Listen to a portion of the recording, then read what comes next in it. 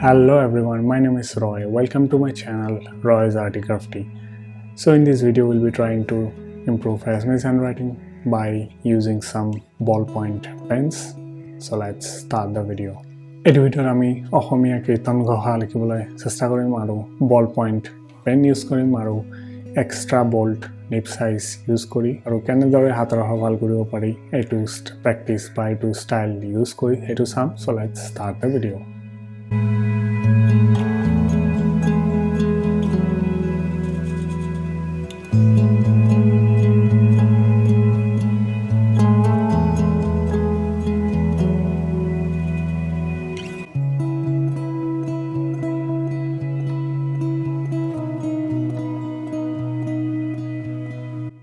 আৰু এইটো প্ৰেক্টিছ হল পেজৰ মাজত কেনেকৈ ভালদৰে লিখিব পৰা যায় বা প্ৰেক্টিছ কৰিব পৰা যাব. তো তাৰ এক্সাম্পল এটা ইউজ কৰা হৈছে কীৰ্তন ঘোষাৰ যেটো হেডলাইন সেইটো লিখা হৈছে পেজৰ মাজত আৰু ওপৰত. হেডলাইন ষ্টাৰ্টিং কৰোতে মাজত হলে ভাল আৰু কিন্তু শেষ বা এন্ডিং যেটো হ'ব যেটো আখৰৰ যেটো লাষ্ট হ'ব সেইটো মাজত নহব পাৰে. গোটেই ফুল প্যাৰাগ্ৰাফ কেনেকৈ ভালকৈ লিখা যায় বিনা গাইডলাইনছত সেইটো প্ৰেক্টিছ বেষ্ট. এই কীৰ্তন লিখিলে ভালকৈ লিখিব পৰা যাব. তো তাৰে সেই এক্সাম্পলটো দিয়া হৈছে কীৰ্তন ঘোষা ইউজ কৰি. তো তাৰ নেক্সট লাইনবোৰ দেখুওৱা হ'ল.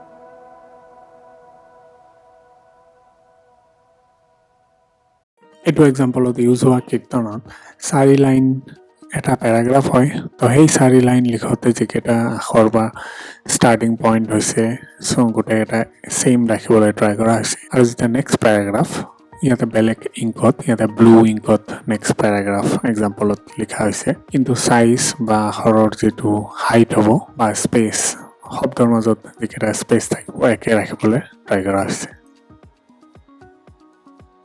আৰু দুটা তিনিটা পেৰাগ্ৰাফ একেলগে লিখিলে স্পেস নিদিয়াকে লিখিলে হস্যইকাৰ বা ওকাৰ বা সেই তলৰ লাইন ওপৰৰ লাইনত নলগাকে কেনেকৈ মেনেজ কৰা যায় এইটো প্ৰেক্টিস ভালদৰে হ'ব পাৰিব তো তাৰে এটা এক্সাম্পল এই কীৰ্তন লিখি দেখুৱা হ'ল